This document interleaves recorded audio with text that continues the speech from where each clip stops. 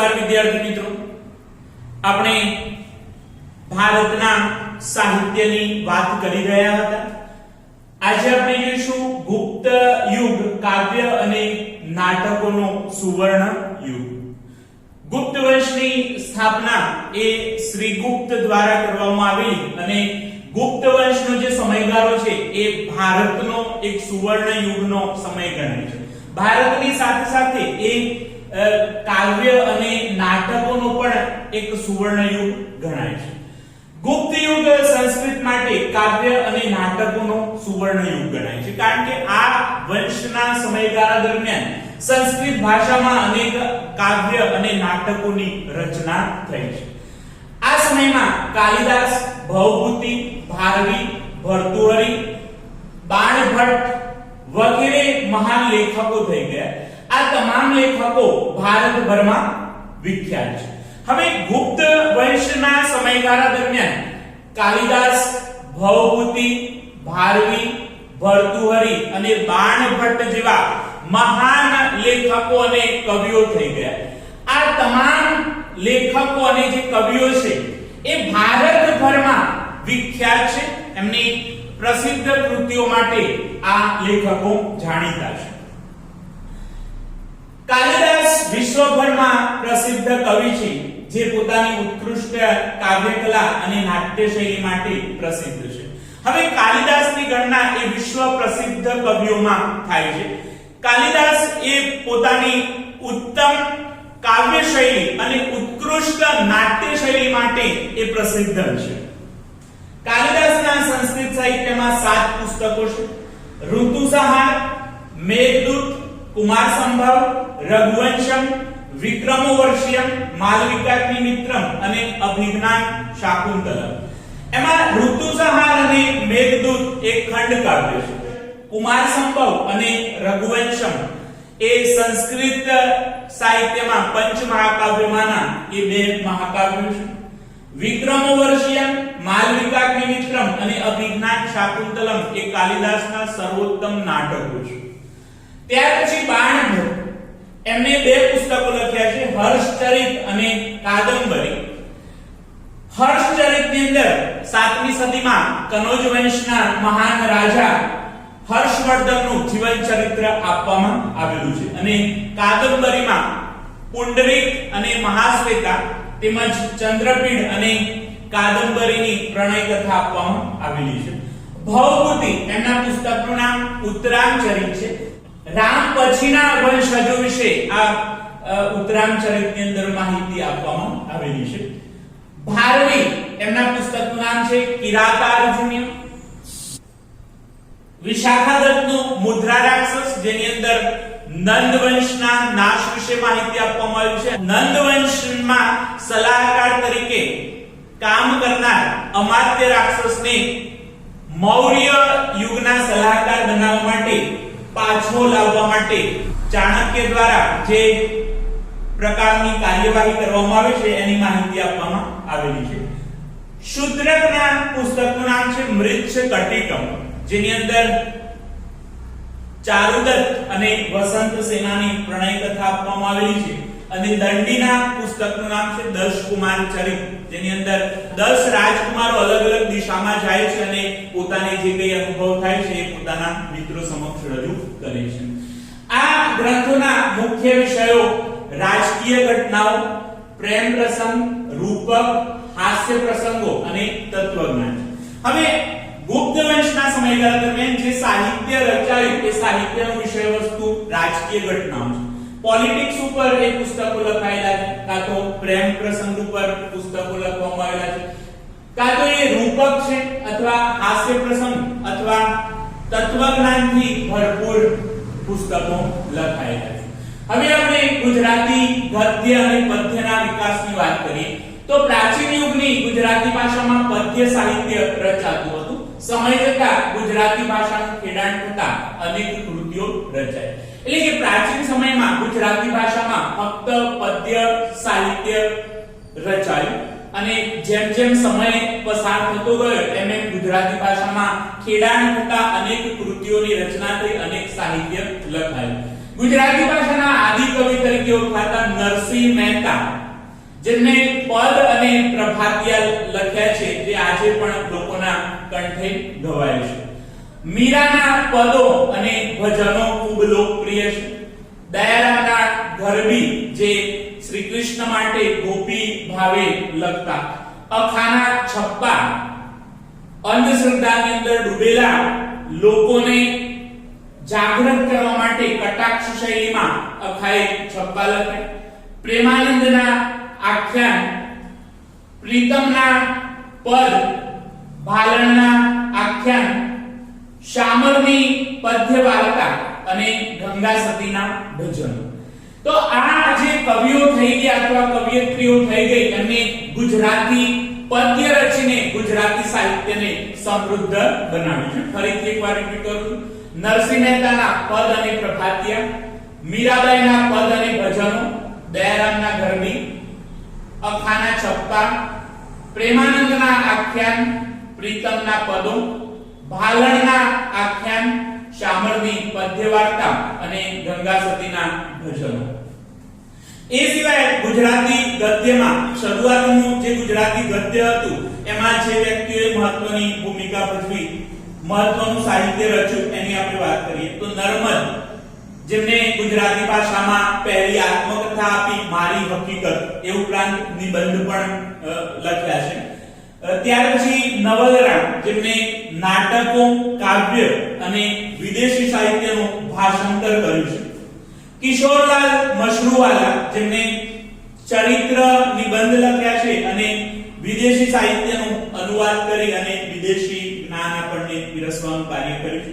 પન્નાલાલ પટેલ નવલકથા અને ટૂંકી વાર્તાના ક્ષેત્રમાં મહત્વનું યોગદાન આપેલું છે. પન્નાલાલ પટેલના મિત્ર અને સાબરકાંઠાનું ગૌરવ એવા ઉમાશંકર જોશી, જેમને કાવ્ય, નાટકો, ટૂંકી વાર્તા, નવલકથા, સમીક્ષા, વિવેચન એમ દરેક ક્ષેત્રમાં ખેડાણ કરી અને ગુજરાતી ભાષાને એક નવી ઊંચાઈ આપી છે. મહિપતરામ રૂપરામ નીલકંઠ જાણીતા કેળવણીકાર હતા, શિક્ષણવિદ હતા.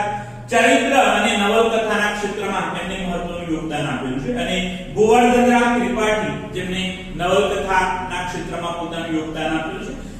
ગોવર્ધનરામ ત્રિપાઠીની મહાનવલ સરસ્વતી ચંદ્ર એ ઘરે ઘરે એ લોકપ્રિય નવલકથા બની અને એના ઉપરથી સિરિયલ પણ બનાવવામાં આવી, જે ખૂબ લોકપ્રિય બની. તો આ ગુજરાતી ભાષામાં ગદ્યમાં ખેડાણ કરી અને ગુજરાતી ભાષાને સમૃદ્ધ બનાવનાર લેખકો હતા. ફરીથી એકવાર રિપીટ કરું છું. નર્મદ આત્મકથા અને નિબંધના ક્ષેત્રમાં યોગદાન આપ્યું છે.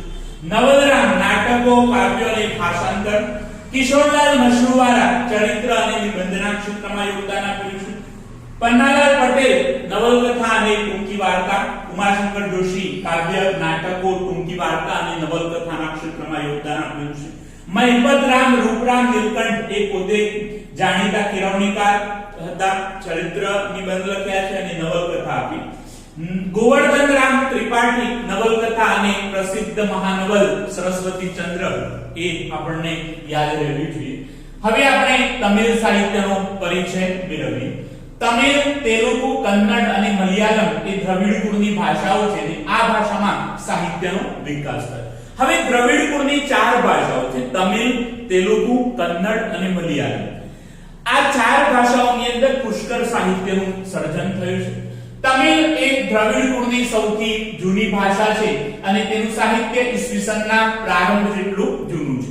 એટલે કે દ્રવિડ કુળની સૌથી જૂનામાં જૂની ભાષા એ તમિલ ભાષા છે, જે તમિલનાડુની અંદર બોલાય છે અને એનું સાહિત્ય ઈસવીસનના પ્રારંભ જેટલું જૂનું છે. એટલે કે તમિલ સાહિત્ય 2000 વર્ષ જૂનું છે. ભારતની પ્રચલિત પરંપરા અનુસાર 3 સંગમોનું આયોજન થયું, જેમાં અનેક સંતો, કવિઓ અને વિદ્વાનોએ પોતાની રચના તૈયાર કરી.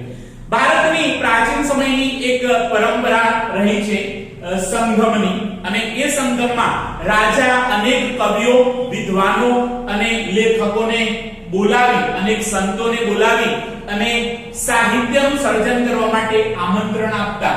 તો અનેક સંતો, કવિઓ અને વિદ્વાનોએ સાહિત્યનું સર્જન કર્યું સંગમોના આયોજન દરમિયાન. સંગમ સાહિત્યમાં રાજનીતિ, યુદ્ધ કે પ્રેમ પ્રસંગ જેવા વિષયોનો સમાવેશ થાય છે. કયા વિષય પર સંગમ સાહિત્યનું સર્જન થયું? તો રાજનીતિ ઉપર કાં તો યુદ્ધ ઉપર સાહિત્ય રચાયું અથવા પ્રેમ પ્રસંગ ઉપર સાહિત્યનું સર્જન થયું છે. હવે તમિલ સાહિત્યમાં રચાયેલા પ્રસિદ્ધ ગ્રંથોની આપણે વાત કરીએ. એત્તુ થોકઈ, જેની અંદર 8 કાવ્યોનું સંકલન આપવામાં આવેલું છે. ઘણીવાર પૂછાય છે કે 8 કાવ્યોનું સંકલન કયા પુસ્તકમાં આપવામાં આવ્યું છે? તો એત્તુ થોકઈ. તોલ્કાપ્પિયમ જે વ્યાકરણ ગ્રંથ છે, આ પણ ઘણીવાર પૂછાય છે કે નીચેનામાંથી કયો વ્યાકરણ ગ્રંથ છે, એવા વિકલ્પોની અંદર પ્રશ્ન પૂછાય તો તોલ્કાપ્પિયમ. અને પથ્થુપાથુ જેની અંદર 10 ગીતોનો સંગ્રહ છે આપવામાં આવેલું છે. પરીક્ષામાં એ રીતે પૂછાય કે નીચેનામાંથી કયા પુસ્તકની અંદર 10 ગીતોનો સંગ્રહ આપવામાં આવ્યો છે? તો પથ્થુપાથુ. તિરુવલ્લુવરે વિખ્યાત ગ્રંથ કુરલની રચના કરી, જેમાં જીવનના અનેક પાસાઓનું વિવેચન આપવામાં આવેલું છે. તમિલ સાહિત્યમાં એક મહાન કવિ થઈ ગયા તિરુવલ્લુવર, અને તિરુવલ્લુવરનો જે પ્રસિદ્ધ ગ્રંથ છે એનું નામ કુરલ, જેની અંદર જીવનના લગભગ તમામ પાસાઓનું વર્ણન કરવામાં આવેલું છે. શિલપતિકારમ અને મણિમેખલાઈ એ પ્રારંભિક તમિલ સાહિત્યના વિખ્યાત ગ્રંથો છે. એટલે કે શરૂઆતની અંદર તમિલ સાહિત્યમાં રચાયેલા પ્રસિદ્ધ ગ્રંથ એ શિલપતિકારમ અને મણિમેખલાઈ છે. કવિ કંબલે તમિલ ભાષામાં રામાયણની રચના કરી. આ પણ ઘણીવાર પરીક્ષામાં પૂછાય છે કે તમિલ ભાષામાં રામાયણની રચના કોણે કરી? તો કવિ કંબલે.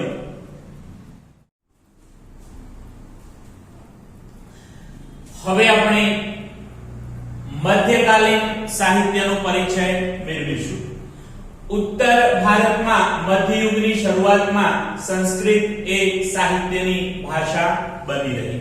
એટલે કે મધ્યયુગની શરૂઆત થઈ એ સમયે પણ ઉત્તર ભારતમાં સાહિત્યની ભાષા એ સંસ્કૃત હતી. સંસ્કૃતમાં ઘણા બધા પુસ્તકો આ સમયગાળા દરમિયાન લખાયા. આ યુગમાં કાશ્મીરમાં 2 મહાન ગ્રંથો લખાયા. એક સોમદેવનો કથાસરિત સાગર અને કલ્હણનો રાજતરંગિણી. એટલે કે મધ્યકાલીન સમયમાં કાશ્મીરની અંદર 2 મહાન ગ્રંથો લખાયા. એમાંનો પહેલો જે ગ્રંથ છે એ સોમદેવનો કથાસરિત સાગર.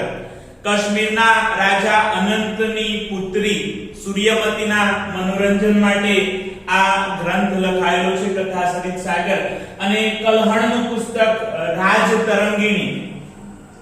રાજતરંગિણી ભારતનો સર્વપ્રથમ ઐતિહાસિક ગ્રંથ છે. કાશ્મીરના ઇતિહાસને આલેખતો આ મહત્વપૂર્ણ ગ્રંથ છે. એટલે કે ભારતનો સર્વપ્રથમ ઐતિહાસિક ગ્રંથ એ રાજતરંગિણી છે. અને રાજતરંગિણી પુસ્તકની અંદર કાશ્મીરનો ઇતિહાસ આલેખવામાં આવેલો છે.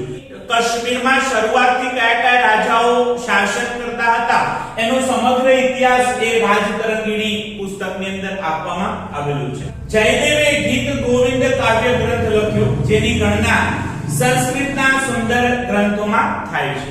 હવે જયદેવે જે કાવ્ય ગ્રંથ લખ્યો એનું નામ છે ગીત ગોવિંદ, અને આ ગીત ગોવિંદ ગ્રંથની રચના એ સંસ્કૃતના સુંદર ગ્રંથોમાં એની ગણના થાય છે. કવિ ચંદ બરદાઈએ પૃથ્વીરાજ રાસો વીર ગાથા લખી, જેમાં પૃથ્વીરાજ ચૌહાણની વીર ગાથાનું વર્ણન કરવામાં આવેલું છે.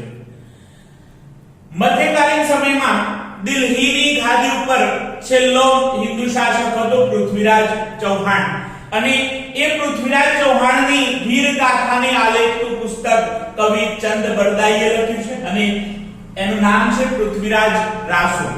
ચંદ બરદાઈ એ પૃથ્વીરાજ ચૌહાણના ખાસ મિત્ર હતા, અને પૃથ્વીરાજ ચૌહાણ અને શાહબુદ્દીન ગોરી વચ્ચે જે યુદ્ધ થયા એ અંગેની માહિતી, અને ત્યાર પછી પૃથ્વીરાજ ચૌહાણને બંદી બનાવવામાં આવે છે, અને પૃથ્વીરાજ ચૌહાણ એ શબ્દવેધી બાણથી શાહબુદ્દીન ગોરીને મારી નાખે છે, એનું વર્ણન કરવામાં આવેલું છે.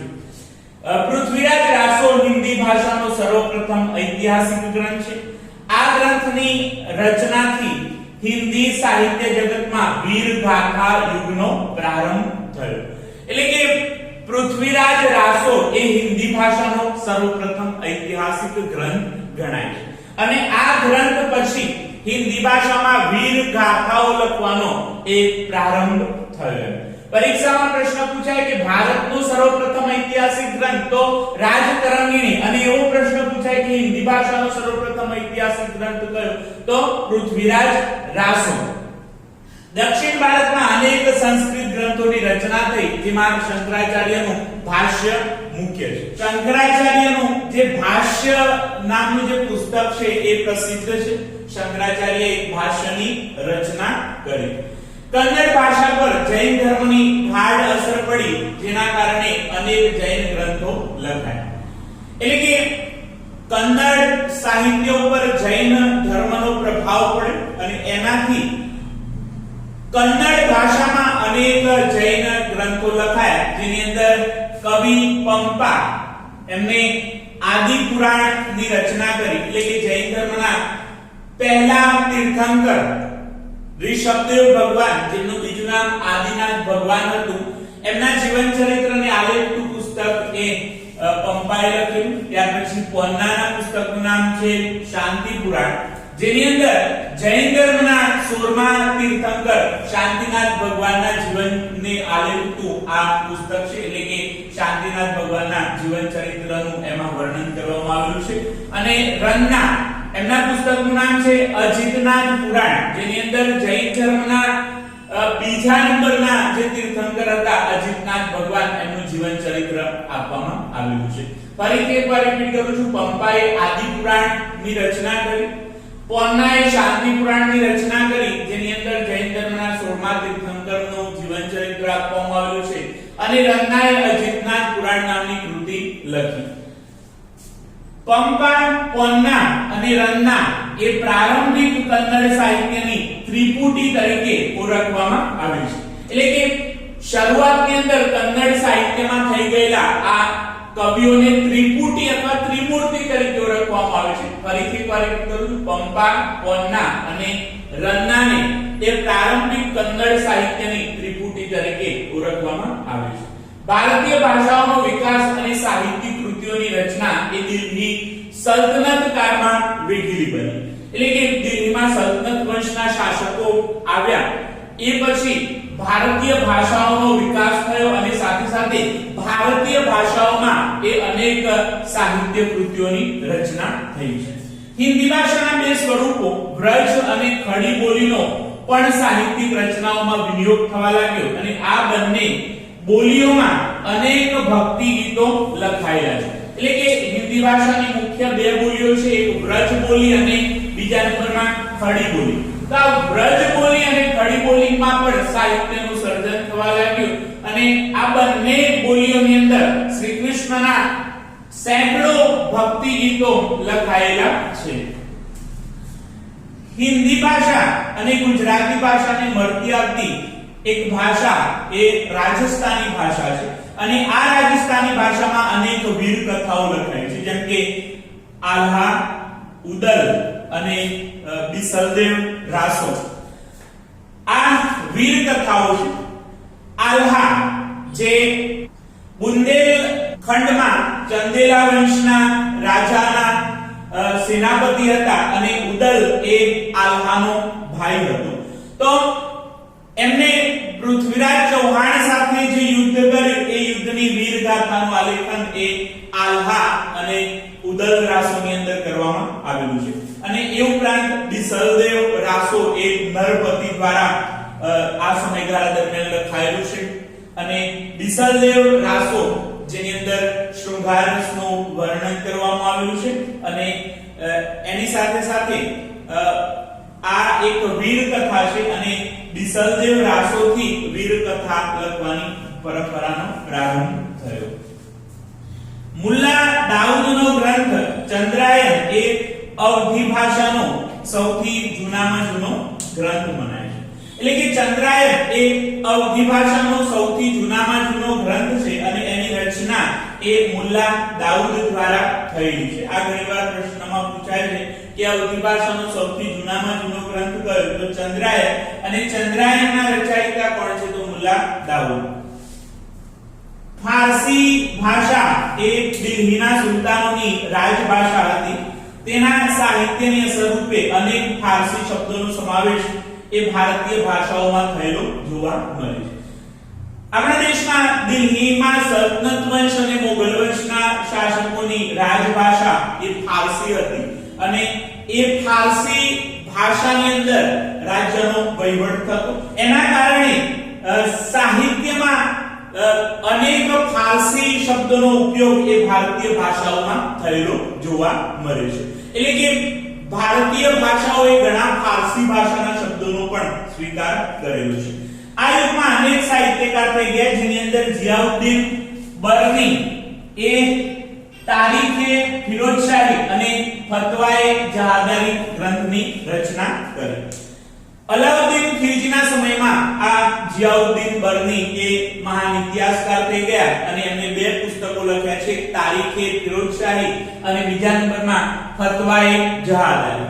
તારીખે ફિરોજશાહી ગ્રંથમાં ખલજી વંશ અને તુગલક વંશના રાજ્યનું વિસ્તૃત વર્ણન કરવામાં આવ્યું છે, જ્યારે ફતવાએ જહાદારી ગ્રંથની અંદર એ સમયના રાજકીય સિદ્ધાંતોનું વર્ણન કરવામાં આવ્યું છે.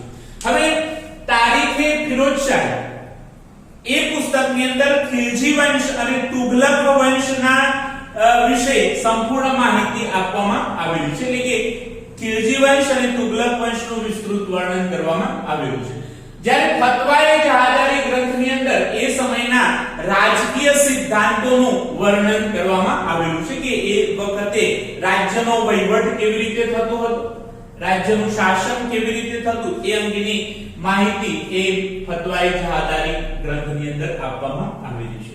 અમીર ખુશરો એ મધ્યકાલીન સમયના એક મહાન સાહિત્યકાર ગણાય છે અને અલાઉદ્દીન ખિલજીના દરબારમાં આ અમીર ખુશરો નું સ્થાન એ ઘણું ઊંચું હતું.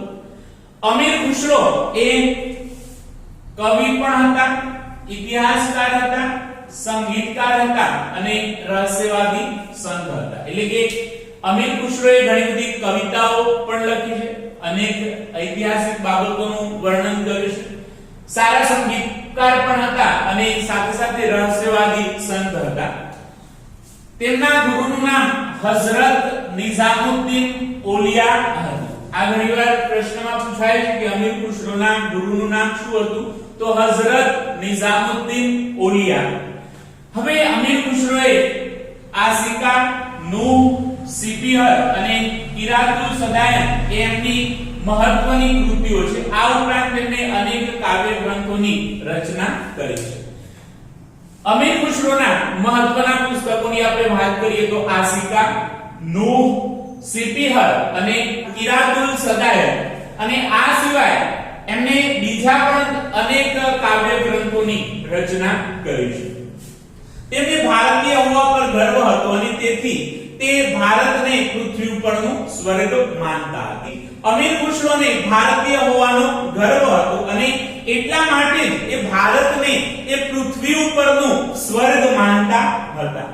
તેમણે પોતાના પુસ્તકોમાં ભારતનું વાતાવરણ, એની સુંદરતા અને જ્ઞાન વિજ્ઞાનના પુષ્કળ વખાણ કર્યા છે. એટલે અમીર ખુશરોએ જે પુસ્તકો લખ્યા એ પુસ્તકોમાં ભારતનું જે વાતાવરણ છે એ વિષયક માહિતી પૂરી પાડી છે. અહીંની સુંદરતા એટલે કે ભારતની સુંદરતાના એમને વખાણ કરેલા છે અને ભારતમાં પ્રાચીન સમયમાં જે જ્ઞાન અને વિજ્ઞાન વિષયક જે શાસ્ત્રો લખાયા, જે ગ્રંથો લખાયા એની પણ પુષ્કળ પ્રમાણમાં એમને વખાણ કર્યા છે. તેઓ દ્રઢપણે માનતા હતા કે હિન્દુ ધર્મનું સાર તત્વ અનેક રીતે ઇસ્લામ ધર્મને મળતું આવે છે. એટલે અમીર ખુશરો એવું ચોક્કસપણે, એવું દ્રઢપણે, એવું વિશ્વાસ સાથે માનતા કે હિન્દુ ધર્મ અને ઇસ્લામ ધર્મનો સાર એક છે. હિન્દુ ધર્મ અને ઇસ્લામ ધર્મ એકબીજાને મળતા આવે છે અને બંનેનો બોધ એક પ્રકારનો છે. તે દિલ્હીની આજુબાજુ બોલાતી ભાષાને હિન્દવી ભાષા કહેતા અને તેને પોતાની માતૃભાષા ગણાવે છે. એટલે અમીર ખુશરો એ દિલ્હીની આજુબાજુમાં જે ભાષા બોલાતી એને એક હિન્દવી ભાષા તરીકે ઓળખતા અને આ ભાષાને એ પોતાની માતૃભાષા ગણતા હતા. હિન્દી અને ફારસી ભાષા ભેગી કરી દ્વિભાષામાં ચોપાઈ અને દુહા લખવાની શરૂઆત કરી. એટલે કે બે ભાષાઓના શબ્દોનો ઉપયોગ કરી અને દ્વિભાષામાં ચોપાઈ અને દોહા લખવાની શરૂઆત એ અમીર ખુશરોએ કરેલી અને એ પછી આ સ્વસ્થ પરંપરા એ વર્ષો સુધી ચાલી. રહીમ, કબીર જેવા સંતોએ પણ આ દ્વિભાષામાં ચોપાઈ અને દોહા લખવાનો પ્રારંભ કર્યો. આપણે સાહિત્યની વિવિધ કૃતિઓ વિશે વાત કરી. ફરીથી આપણે એકવાર પુનરાવર્તન કરીએ. ગુપ્ત યુગ કાવ્ય અને નાટકોનો સુવર્ણ યુગ. ગુપ્ત યુગ સંસ્કૃત માટે કાવ્ય અને નાટકનો સુવર્ણ યુગ ગણાય છે. આ સમયગાળા દરમિયાન કાલિદાસ, ભવભૂતિ, ભારવી, ભર્તૃહરિ, બાણભટ્ટ જેવા મહાન લેખકો થઈ ગયા છે. ભારતભરની અંદર પ્રસિદ્ધ છે. કાલિદાસ એ વિશ્વ પ્રસિદ્ધ કવિ છે જે પોતાની ઉત્કૃષ્ટ કાવ્ય શૈલી અને નાટ્ય શૈલી માટે પ્રસિદ્ધ છે. કાલિદાસના સંસ્કૃત સાહિત્યમાં 7 પુસ્તકો છે: ઋતુસંહાર, મેઘદૂત, કુમાર સંભવ, રઘુવંશમ, વિક્રમોર્વશિયમ, માલવિકાગ્નિ મિત્રમ અને અભિજ્ઞાન શાકુંતલમ. બાણભટ્ટના 2 પુસ્તકો છે: હર્ષચરિત અને કાદંબરી. હર્ષચરિતમાં સમ્રાટ હર્ષવર્ધનનું જીવન ચરિત્ર આપવામાં આવેલું છે. ભવભૂતિના પુસ્તકનું નામ ઉત્તરાંચરિત. ભારવીએ કિરાતાર્જુનિયમ લખ્યું. વિશાખા દત્તના પુસ્તકનું નામ મુદ્રા રાક્ષસ છે. શુદ્રકનું મૃચ્છકટિકમ અને દંડીનું દશકુમાર ચરિત. આ ગ્રંથોના જે મુખ્ય વિષયો છે એ રાજનીતિ, પ્રેમ પ્રસંગ, રૂપક, હાસ્ય પ્રસંગ અથવા તત્વજ્ઞાન છે. ગુજરાતી ગદ્ય અને પદ્યની વાત કરી. પ્રાચીન યુગની જે જૂની ગુજરાતી ભાષા હતી એમાં ફક્ત પદ્ય સાહિત્ય રચાયું હતું. સમય જતા ગુજરાતી ભાષાનું ખેડાણ થતા અનેક કૃતિઓની રચના થઈ. નરસિંહ મહેતા પદ અને પ્રભાતિયા લખ્યા. મીરાબાઈએ પદ અને ભજનો લખ્યા. દયારામના ઘરની અખાના છપ્પા, પ્રેમાનંદના આખ્યાન, પ્રીતમના પદો, બાલણના આખ્યાન, શામળની પદ્ય વાર્તા, ગંગાસતીના ભજનો. ઉપરોક્ત કવિઓએ ગુજરાતી પદ્ય રચીને ગુજરાતી સાહિત્યિક વારસાને સમૃદ્ધ બનાવ્યું. નર્મદ એમને આત્મકથા અને નિબંધ લખ્યા. નવલરામ જેમને નાટકો, કાવ્ય અને ભાષાંતર લખ્યા. કિશોરલાલ મશરૂવાલા જેમને ચરિત્ર અને અનુવાદના ક્ષેત્રમાં મહત્વનું યોગદાન આપ્યું. પન્નાલાલ પટેલ નવલકથા અને ટૂંકી વાર્તા લખી. ઉમાશંકર જોશી કાવ્ય, નાટકો, ટૂંકી વાર્તા અને નવલકથાઓ લખી. મહિપતરામ રૂપરામ નીલકંઠ કેળવણીકાર હતા. ચરિત્ર અને નવલકથા એમને આપી. ગોવર્ધનરામ ત્રિપાઠી જેમને ગુજરાતી ભાષામાં મહાનવલ આપી. તમિલ સાહિત્યનો આપણે પરિચય મેળવ્યો જેની અંદર તમિલ, તેલુગુ, કન્નડ અને મલયાલમ એ દ્રવિડ કુળની ભાષાઓ છે. આ ભાષાઓમાં સાહિત્યનું સર્જન થયું. તમિલ એ દ્રવિડ કુળની સૌથી જૂનામાં જૂની ભાષા છે અને ઈસવીસનના પ્રારંભ જેટલું જૂનું એનું સાહિત્ય છે. ભારતની પ્રચલિત પરંપરા અનુસાર 3 સંગમો થયા અને એમાં અનેક સંતો, કવિઓ અને વિદ્વાનોએ પોતાની રચના તૈયાર કરી. સંગમ સાહિત્યનો વિષય વસ્તુ રાજનીતિ, યુદ્ધ અથવા પ્રેમ પ્રસંગ હતું. એતુ થોકઈ જેની અંદર 8 કાવ્યોનું સંકલન આપવામાં આવ્યું છે. તોલ્કાપ્પિયમ એ વ્યાકરણ ગ્રંથ છે અને પથ્થુપાતુ એની અંદર 10 ગીતોનો સંગ્રહ આપવામાં આવ્યો છે. તિરુવલ્લુવરનો જે પ્રસિદ્ધ ગ્રંથ છે એનું નામ કુરલ, જેની અંદર જીવનના લગભગ તમામ પાસાઓનું વર્ણન કરવામાં આવ્યું છે. શિલપતિકારમ અને મણિમેખલાઈ એ શરૂઆતની અંદર લખાયેલા તમિલ ગ્રંથો છે અને કવિ કંબલે તમિલ ભાષામાં રામાયણની રચના કરી. આપણે મધ્યકાલીન સાહિત્ય વિશે વાત કરી. ઉત્તર ભારતમાં મધ્યયુગની શરૂઆતમાં સંસ્કૃત એ સાહિત્યની ભાષા બની રહી. આ સમયગાળા દરમિયાન કાશ્મીરની અંદર 2 મહાન ગ્રંથો લખાયા જેની અંદર સોમદેવનું કથાસરિત સાગર અને કલ્હણનું રાજતરંગિણી. રાજતરંગિણી એ ભારતનો સર્વપ્રથમ ઐતિહાસિક ગ્રંથ છે જેમાં કાશ્મીરનો ઇતિહાસ આલેખવામાં આવેલો છે. જયદેવના પુસ્તકનું નામ ગીત ગોવિંદ છે જે સંસ્કૃત ભાષાનો એક સુંદર ગ્રંથ ગણાય છે. કવિ ચંદબરદાઈએ પૃથ્વીરાજ રાસો વીર ગાથા લખી જેની અંદર પૃથ્વીરાજ ચૌહાણની વીર ગાથાનું વર્ણન કરવામાં આવ્યું છે. પૃથ્વીરાજ રાસો એ હિન્દી ભાષાનો સર્વપ્રથમ ઐતિહાસિક ગ્રંથ છે અને આ ગ્રંથની રચનાથી હિન્દી સાહિત્ય જગતમાં વીર ગાથા યુગનો પ્રારંભ થયો. દક્ષિણ ભારતમાં પણ અનેક સંસ્કૃત ગ્રંથોની રચના થઈ છે જેની અંદર શંકરાચાર્યનો ભાષ્ય મુખ્ય છે. કન્નડ ભાષા પર જૈન ધર્મની ગાઢ અસર પડી, જેનાથી અનેક જૈન ગ્રંથો કન્નડ ભાષામાં લખાયેલા છે, જેમાં કવિ પંપાએ આદિ પુરાણની રચના કરી, કવિ પોન્નાએ શાંતિ પુરાણની રચના કરી, જેની અંદર જૈન ધર્મના 16મા તીર્થંકર શાંતિનાથ ભગવાનનું જીવન ચરિત્ર આલેખવામાં આવેલું છે, રન્નાએ અજિતનાથ પુરાણની રચના કરી, પંપા, પોન્ના અને રન્ના એ કન્નડ સાહિત્યની ત્રિપુટી તરીકે ઓળખાય છે. ભારતીય ભાષાઓનો વિકાસ અને સાહિત્યિક કૃતિઓની રચના એ દિલ્હી સલ્તનત કાળમાં વેગીલી બની. હિન્દી ભાષાના બે સ્વરૂપો વ્રજ અને ખડી બોલીનો પણ સાહિત્યિક રચનાઓમાં વિનિયોગ થવા લાગ્યા અને વ્રજ અને ખડી બોલીમાં અનેક ભક્તિ ગીતો લખાયા. હિન્દી અને ગુજરાતી ભાષાની મળતી આવતી ભાષા રાજસ્થાની ભાષાની અંદર અનેક વીર કથાઓ લખાઈ, જેની અંદર આલ્હા, ઉદલ અને બિસલદેવ રાસો એ આ સમયની વીર ગાથા ગણાય છે. મુલ્લા દાઉદે ચંદ્રાયન ગ્રંથની રચના કરી, જે અવધી ભાષાનો સૌથી જૂનામાં જૂનો ગ્રંથ મનાય છે. ફારસી ભાષા એ દિલ્હીના સુલતાનોની રાજભાષા હતી અને તેના સાહિત્યની અસર રૂપે ઘણા ફારસી શબ્દોનો ભારતીય ભાષાઓમાં સમાવેશ થયેલો જોવા મળે છે. આ યુગમાં અનેક ઇતિહાસકારો થઈ ગયા, જેમાં જિયાઉદ્દીન કરનીએ તારીખે ફિરોજશાહી અને ફતવાએ જહાદારી ગ્રંથની રચના કરી. તારીખે ફિરોજશાહી ગ્રંથમાં ખિલજી વંશ અને તુગલક વંશની માહિતી આપવામાં આવેલી છે, જ્યારે ફતવાએ જહાદારી ગ્રંથમાં એ સમયના રાજકીય સિદ્ધાંતોનું વર્ણન કરવામાં આવ્યું છે. અમીર ખુશરો એ મધ્યકાલીન સમયમાં એક મહાન સાહિત્યકાર ગણાય છે. અમીર ખુશરો કવિ, ઇતિહાસકાર, સંગીતકાર અને રહસ્યવાદી સંત હતા. એમના ગુરુનું નામ હઝરત નિઝામુદ્દીન ઓલિયા હતું. આસિકા, નૂહ, સિપિહર, કિરાતુલ સદાન એમની મહત્વની કૃતિઓ છે અને આ ઉપરાંત અનેક કાવ્ય ગ્રંથોની એમણે રચના કરી છે. એમને ભારતીય હોવા પર ગર્વ હતો, તેથી તે ભારતને પૃથ્વી ઉપરનો સ્વર્ગ માનતા. તેમણે પોતાના પુસ્તકોમાં ભારતનું વાતાવરણ, એની સુંદરતા અને જ્ઞાન વિજ્ઞાનના પુષ્કળ વખાણ કર્યા છે. તેઓ દ્રઢપણે માનતા હતા કે હિન્દુ ધર્મનું સાર તત્વ અનેક રીતે ઇસ્લામ ધર્મને મળતું આવે છે. દિલ્હીની આજુબાજુ બોલાતી ભાષાને હિન્દવી ભાષા કહેતા અને તેને જ પોતાની માતૃભાષા ગણતા હતા. હિન્દી અને ફારસી ભાષાને ભેગી કરી અને દ્વિભાષામાં ચોપાઈ અને દુહા લખવાની પરંપરા એ અમીર ખુશરોએ શરૂ કરી.